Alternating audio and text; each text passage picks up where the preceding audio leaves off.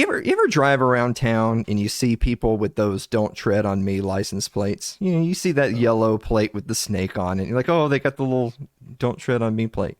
You know, one of my buddies used to always, whenever he saw one of those, he would say, "Oh, look, it's libertarians," because joking that people that had that would be libertarians, when of course 9 times out of 10 they're not at all. No. But the thing that's so funny about those is that those are vanity plates, and the people doing the treading are the state. And so vanity plates cost money. You're giving the state more money so that you can virtue signal to your neighbors about how the state's not going to tread on you. Yeah. Doesn't really make a lot of sense to me. In fact, here, I'll give you another one. So, like, think about protests that then turn into riots, right? Conspiracy theories aside, generally speaking, when people riot, it's a whole bunch of inner city people rioting in their own community. Mm-hmm. Like they don't go to the neighborhood of some wealthy elite for lots of reasons. They ransack their own homes. This is the thing. Like the mom and pop down the street that's been beloved for 50 years, they burn it to the ground. Yep. And you're like, that just doesn't make any sense. So the point being is that sometimes people do dumb things to lash out at injustice. Because I think sometimes people can feel really desperate and they just want to strike a blow against the people who they feel are doing wrong. And they can feel like the odds are so insurmountable that they get desperate and they don't know what to do. All they know is that they just want to strike back somehow. In case you hadn't already guessed, that kind of leads us to talking a little bit about the tragic case of Aaron Bushnell. Now, we're not playing the video, both because it probably would get deplatformed, and if you want to see that, you can go watch it somewhere else. But Aaron Bushnell was a young man, I think he was like 25 years old, in the Air Force, and he walked out in front of the Israeli embassy and lit himself on fire. Wow. He committed self-immolation. He said that he couldn't be complicit in genocide anymore, and he lit himself on fire, and I mean completely engulfed in flames. And it's not like he's wearing a flame retardant suit or anything. And he stood there chanting "Free Palestine" until he collapsed. And he didn't die right then and there, by the way.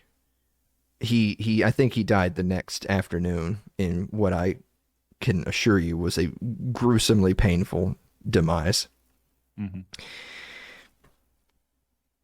That ain't it. Politics is a disease, and it infects the brain, and it makes people do things that normal, well-adjusted people would never say and never do. Now, I do have some bad news, by the way. If you're somebody like Aaron Bushnell and you feel complicit in the crimes of the American empire by nature of the fact that you're a member of the armed forces, I know that Israel, Palestine, and the situation in Gaza is dominating the airspace right now. But, Afghanistan, Iraq, Libya, Syria, Somalia, Yemen, and yes, Palestine. He took the easy way out. Because let me tell you some things he could have done. And I've said this on the show before. What he could have done if he felt that service members just simply being associated with the American empire, and don't kid yourself, you're stormtroopers. Are we the baddies? Yes. He could have gotten out, done whatever it takes, get a dishonorable discharge, get out. And then he could have spent every day for the rest of his life going out in front of recruitment offices and begging and pleading with those young people, do not go in there and sign your life away. These people don't give a damn about you. They don't give a damn about your homes and your families. You're not going to protect anyone. Our liberties aren't over there. You're not saving anything.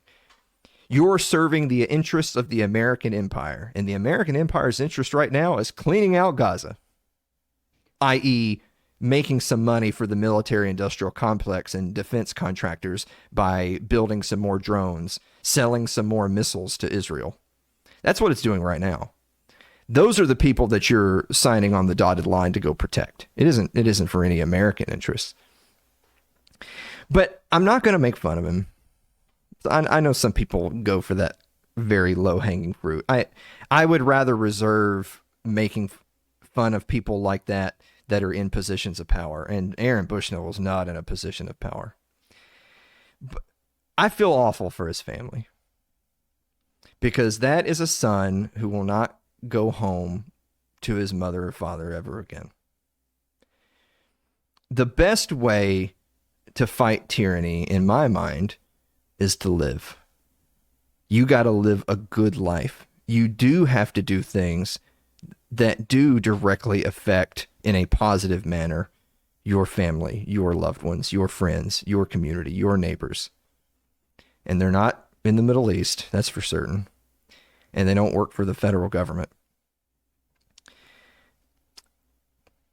But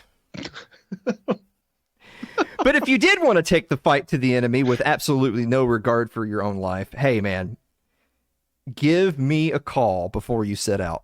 Because by God, you can call me Google Maps. I can hit you up with some addresses.